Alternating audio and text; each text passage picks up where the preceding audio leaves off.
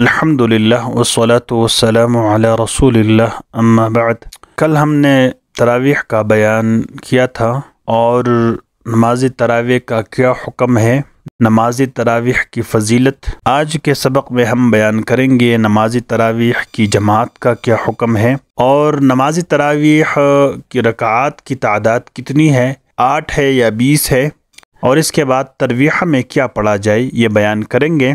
سب سے پہلا مسئلہ نماز تراویح کی جماعت کا ہے۔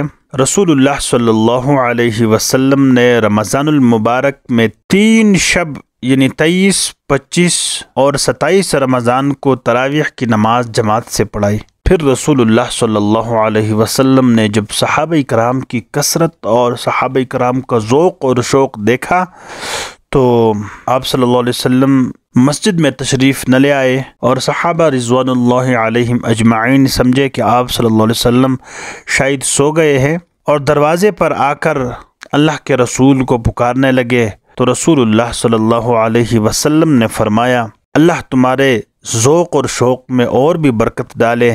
میں اس اندیشہ کی وجہ سے باہر نہیں آیا کہ کہیں یہ نماز تم پر فرض نہ ہو جائے اور تم ہمیشہ اس کی پابندی نہ کر سکو گے، اس لیے تم اس تراویح کو اپنے گھر میں پڑھتے رہو، کیونکہ نفلی نمازوں کا گھروں میں پڑھنا زیادہ باعث اجر و برکت ہے۔ صحیح مسلم کی حدیث ہے۔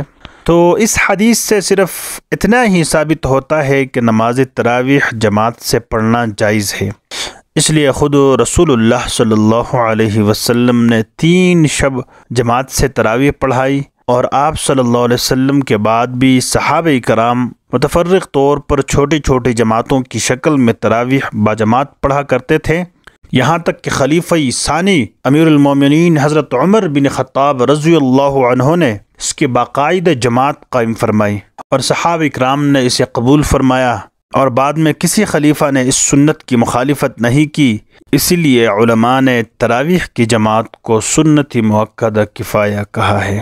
تو یہ نماز تراویح کی جماعت کا حکم تھا۔ اس کے بعد ہم نماز تراویح کی رکعتیں کتنی ہے، تعداد کتنی ہے۔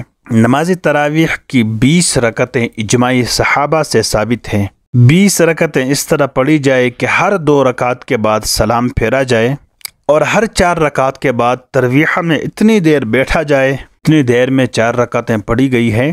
تراویح میں اتنی دیر بیٹھنا مستحب ہے، ہاں اگر یہ محسوس ہو کہ لوگ اتنے دیر تک بیٹھنے میں پریشانی محسوس کریں گے، تنگ ہو جائیں گے، تو پھر اتنی دیر تک نہ بیٹھنا چاہیے، بلکہ لوگوں کے جذبات کا لحاظ بھی رکھنا چاہیے۔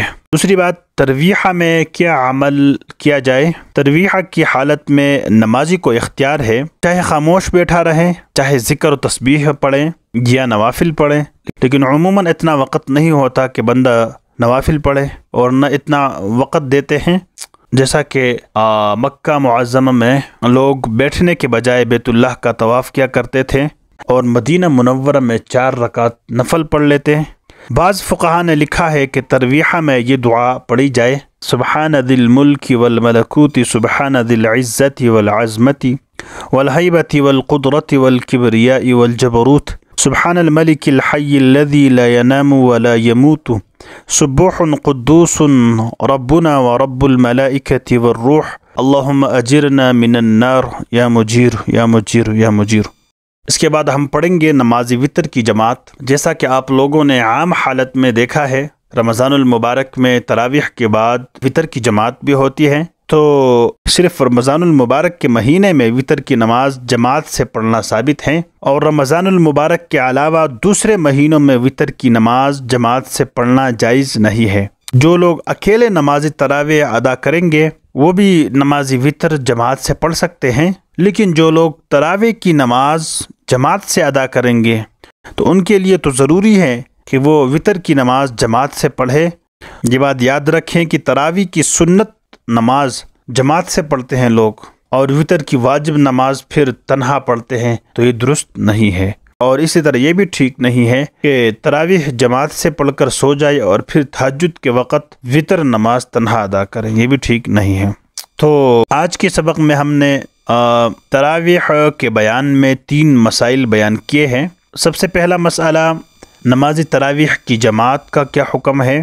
اور دوسرا مسئلہ نماز تراویح کی رکعتوں کا بیان کتنی تعداد ہے، تیسرا تراویح میں کیا عمل کیا جائے، اور چوتھا صرف نماز وتر کی جماعت۔ تو امید ہے کہ آپ لوگ اچھی طرح سے یاد کریں گے اور دوست و احباب کے ساتھ شیئر کریں گے۔ جزاک اللہ خیر، بہت بہت شکریہ۔